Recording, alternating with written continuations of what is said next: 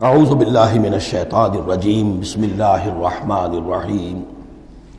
اب اس کے بعد یہ بڑی عظیم آیت جو آئی ہے توحید کی، اور اس کے بعد یہ بھی اپنی جگہ بڑی عظیم آیات ہیں حکمت اور فلسفہ دین کے اعتبار سے۔ اس کے بعد کچھ واقعات دیے جا رہے ہیں، حضرت ابراہیم علیہ السلام کی زندگی کا ایک واقعہ اور حضرت عزیر علیہ السلام کی زندگی کا واقعہ۔ الم تر الی الذی حاج ابراہیم فی ربہ ان آتاہ اللہ الملک، کیا تم نے دیکھا اس شخص کو جس نے کہ محاجہ کیا تھا، مناظرہ کیا تھا، حجت بازی کی تھی ابراہیم سے، اس وجہ سے کہ اللہ نے اسے بادشاہی دی ہوئی تھی۔ نمرود، یہ ذہن میں رکھیے کہ نمرود اصل میں لقب تھا، کسی کا نام نہیں تھا، جیسے فرعون مصر کے بادشاہوں کا لقب ہے۔ فرعونہ، نماردہ جو ہے یہ عراق کے بادشاہ تھے، بیبیلونیا۔ تو حضرت ابراہیم کی پیدائش بھی شہر ار میں ہوئی تھی، کہ جو بیبیلونیا کا ایک شہر تھا عراق کا، اور وہاں بادشاہت تھی نمرود کی۔ جیسے فرعون نے مصر میں دعویٰ کیا تھا اپنی بادشاہی کا اور اپنی خدائی کا، اور یہ ہے سیاسی بادشاہی، یہ نہیں کہ ہم نے دنیا پیدا کی ہے، مطلب یہ کہ اختیار مطلق ہمارے ہاتھ میں ہے، ہم جس چیز کو چاہیں غلط قرار دے دیں، جس چیز کو چاہے صحیح قرار دے دیں۔ یہی ہے اصل میں خدائی اختیار ہاتھ میں لے لیا۔ اللہ کا حق ہے تحلیل و تحریم، کسی شے کو حلال کرنا، کسی کو حرام قرار دینا، اختیار واحد اللہ کے ہاتھ میں ہے۔ جس شخص نے بھی اپنے ذمے لے لیا، قانون سازی کا اختیار لے لیا اللہ کے قانون سے آزاد ہو کر، وہی طاغوت ہے، وہی شیطان ہے، وہی نمرود ہے، وہی فرعون ہے۔ تو اس نے، وہ نمرود نے کہا، محاجہ کیا، اس قال ابراہیم ربی الذی یحیی و یمیت، میرا رب تو وہ ہے جو زندہ کرتا ہے اور مارتا ہے۔ قال انا احیی و امیت، انہوں نے کہا میں بھی کر سکتا ہوں۔ اس نے جیل سے 2 قیدی منگوائے، دونوں کنڈیمڈ تھے، اور ایک کی گردن وہیں اڑائی اور ایک کو کہا جاؤ معاف، دیکھو میں نے جس کو چاہا زندہ رکھا اور جس کو چاہا مار دیا۔ حضرت ابراہیم نے دیکھا کہ یہ کٹ حجتی پر اترا ہوا ہے، تو الاجوبۃ المسکتہ، جواب ایسا دیا جانا چاہیے کہ جو اس کو چپ کر دے۔ قال ابراہیم فإن اللہ یأتی بالشمس من المشرق فأت بها من المغرب، حضرت ابراہیم نے فرمایا اللہ تو سورج کو نکالتا ہے مشرق سے، اگر تو خدائی کا مدعی ہے تو نکال کے دکھا اسے مغرب سے۔ فبہت الذی کفر، تو مبہوت ہو کر رہ گیا وہ کافر، اب اس کے پاس کوئی جواب نہیں تھا۔ واللہ لا یہدی القوم الظالمین، اور اللہ ظالموں کو ہدایت نہیں دیا کرتا۔ ہدایت تو نہیں ہوئی، چپ ہو گیا۔ لیکن چپ کیا ہوا؟ اس کے بعد تو فیصلہ ہوا کہ انہیں آگ میں جھونک دیا جائے۔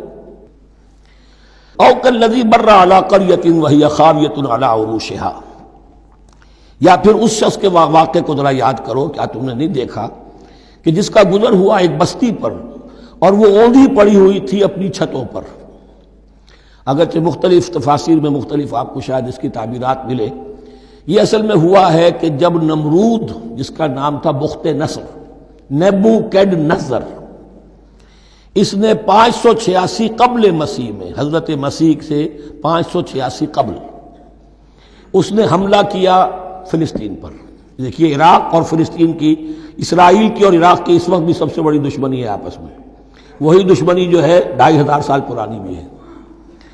اس نے، وہ نمرود بابل، نیبوکیڈنیزر جس کا نام تھا، اس نے حملہ کیا، 12 لاکھ کی آبادی تھی، 6 لاکھ کو قتل کیا، اور 6 لاکھ کو بھیڑوں بکریوں کی طرح ہانکتا ہوا قیدی بنا کر لے گیا۔ 150 برس تک کیپٹیوٹی میں رہے ہیں یہ، اور یروشلم اجڑا رہا ہے، کوئی نفس نہیں، کوئی متنفس نہیں تھا، کوئی انسان نہیں، کوئی 2 اینٹیں سلامت نہیں چھوڑی۔ اسی وقت وہ ہیکل سلیمانی جو ہے وہ شہید کیا گیا، اور ان کے کہنے کے مطابق اس کے ایک تہخانے میں وہ تابوت سکینہ بھی تھا، جہاں ربائی ان کے موجود تھے، اور وہ ربائی بھی وہیں پر ان کی موت واقع ہوئی، اور تابوت سکینہ بھی ہے، اگر ان کا قول صحیح ہے۔ تو جس زمانے میں یہ اجڑی ہوئی بستی تھی، حضرت عزیر علیہ السلام کا گزر ہوا، انہوں نے دیکھا کوئی متنفس نہیں، تو انہوں نے کیا کہا، قال انا یحیی ھذہ اللہ بعد موتها، اللہ اس بستی کو اس کے اس طرح مردہ اور برباد ہو جانے کے بعد کیسے زندہ کرے گا؟ اب اس میں کیسے احیاء ہو سکتا ہے؟ دوبارہ کیسے اس میں لوگ آ کر آباد ہو سکتے ہیں؟ اتنی بڑی بربادی، اتنی تباہی، کوئی متنفس نہیں، کوئی 2 اینٹیں سلامت نہیں۔ فَأَمَاتَهُ اللَّهُ مِئَةَ عَامٍ ثُمَّ بَعَثَهُ، تو اللہ نے اس پر موت وارد کر دی 100 برس کے لیے اور پھر انہیں اٹھایا۔ قَالَ كَمْ لَبِثْتَ، سوال کیا کتنے عرصے رہے ہو یہاں؟ حضرت عزیر جو ہیں، چونکہ جو رینائسنس ہوا ہے تاریخ بنی اسرائیل میں، اس کے نقیب، اس کے اصل جو بنیاد ہے وہ یہ ہے۔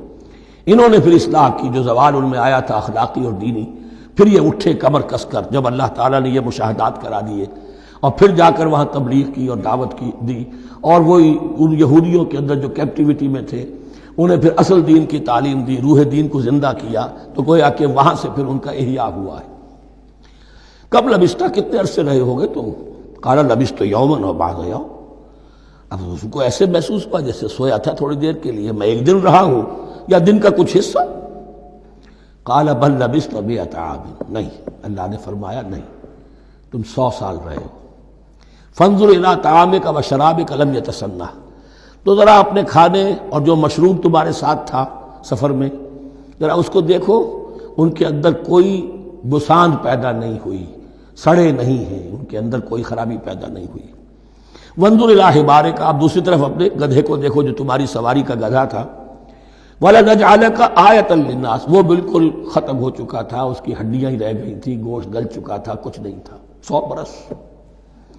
وانظر الی حمارک وَلِنَجْعَلَكَ آیَةً لِلنَّاسِ، اور ہمیں تو بنانا ہے تجھے ایک نشانی لوگوں کے لیے، یعنی خود اے عزیر تمہیں ایک نشانی بنانا ہے، اور تمہیں نشانی بنانے کے لیے یہ نشانی ہم تمہیں دکھا رہے ہیں تاکہ یقین جو ہے، یقین کامل تمہارے اندر پیدا ہو جائے۔ وانظر الی حمارک ولنجعلک آیۃ للناس وانظر الی العظام، اب دیکھو ان ہڈیوں کو، کیف ننشزھا، کیسے ہم انہیں اٹھاتے ہیں، ابھارتے ہیں، وہ ہڈیاں خود ابری اور جڑ کر کھڑی ہو گئی۔ ثم نکسوھا لحما، پھر دیکھو تمہاری نگاہوں کے سامنے اس کو گوشت پہناتے ہیں۔ فلما تبین لہ، جب یہ سب اس کے سامنے واضح ہو گئی بات، مشاہدہ بھی کر لیا، قال اعلم ان اللہ علی کل شیء قدیر، ان کا میں نے پوری طرح جان لیا، مجھے پورا یقین قابل حاصل ہو گیا کہ اللہ ہر شے پر قادر ہے، یعنی وہ اس اجڑی ہوئی بستی کو بھی دوبارہ آباد کر سکتا ہے۔ جو میں نے سمجھا تھا کہ اب یہ کیسے آباد ہوگی، یہ بات نہیں ہے، یہ آبادی اللہ تعالیٰ کے اختیار میں۔ چنانچہ اس کے بعد ہوا، اس لیے کہ اس کے بعد واقعہ تو یہ ہوا کہ جو ایران کا بادشاہ تھا کیخورس یا سائرس ذو، جن کو کہ قرآن مجید ذوالقرنین کہتا ہے، جن کا تذکرہ سورہ کہف میں آئے گا۔ پھر آپ کو معلوم ہے کہ یہ پیلسٹائن، ادھر عراق کے بعد ایران، دشمنیاں تو تھیں۔ کیخورس نے حملہ کیا بابل پر، عراق پر، اور دشمن کا دشمن دوست ہوتا ہے، تو یہودیوں کو اجازت دے دی، کیپٹیوٹی سے اجازت دے دی، جاؤ تم واپس جاؤ، اپنا شہر دوبارہ بناؤ۔ چنانچہ وہ گئے، اور پھر انہوں نے جا کر وہاں پر 136 سالوں میں ان کی دوبارہ جو ہے یہ بستی بسی، اور پھر یروشلم کو انہوں نے آباد کیا، اور پھر انہوں نے وہاں ہیکل سلیمانی دوبارہ بنایا، جس کو وہ سیکنڈ ٹیمپل کہتے ہیں۔